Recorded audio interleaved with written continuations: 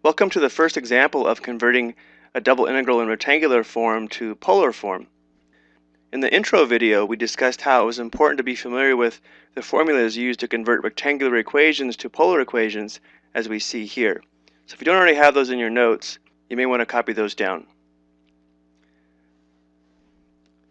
We also talked about how if f of xy is a continuous function on a polar region, defined as we see here in terms of r and theta, then we can convert this double integral in rectangular form into a double integral in polar form. And if the region of integration is easily defined in terms of polar coordinates, it's often easier to integrate in polar form. But there are a couple of important things to remember when doing this conversion. First, our function f of xy had to be converted into an equation in polar form, or a function in terms of r and theta. And we did that by replacing x with r cosine theta and y with r sine theta. And then in rectangular form, dA was equal to dx dy or dy dx based upon the order of integration. But now we're going to replace differential a with an extra factor of r dr d theta. And we talked about in the introductory video where this extra factor of r came from. It actually comes from the arc length formula.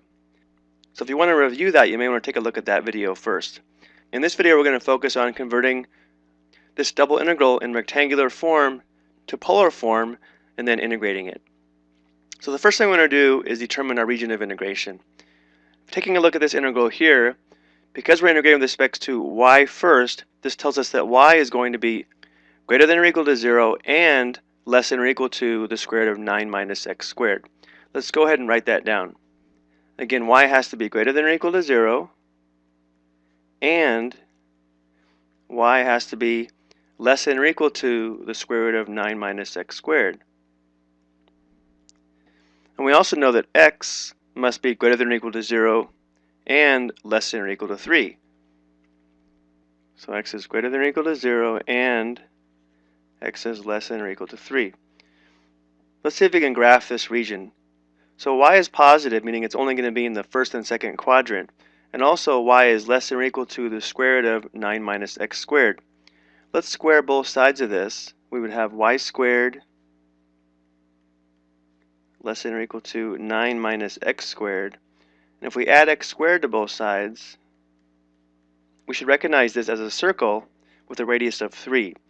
So we're going to graph half a circle because we know that y has to be positive. It's going to pass through these 3 points.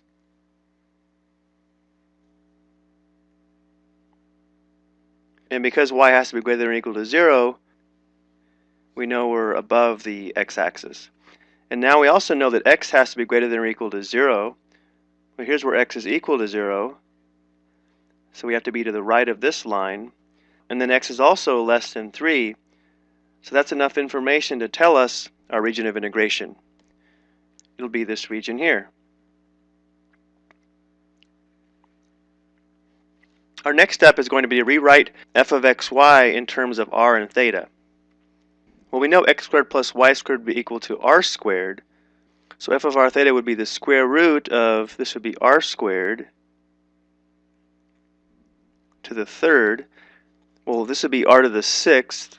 And the square root of r to the 6th would be r to the 3rd. So let's see if we can set up our double integral in polar form.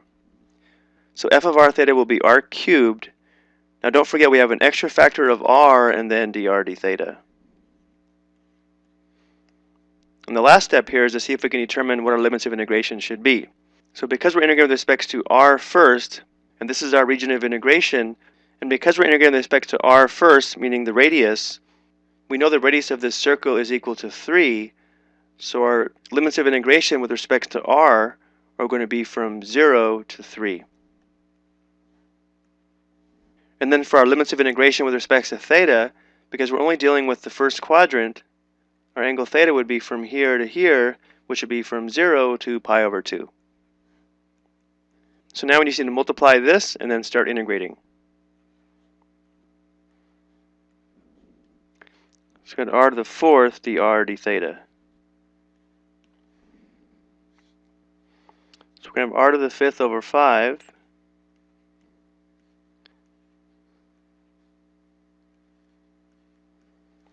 Let's go ahead and continue this on the next slide. So we're going to have 3 to the 5th over 5 minus 0.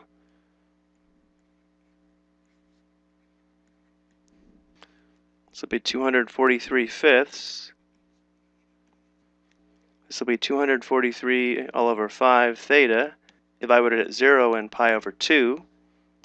So if 243 divided by 5, we'll have times pi over 2 minus 0. It'll just give us 243 divided by 5 times pi over 2. 243 over 10 pi.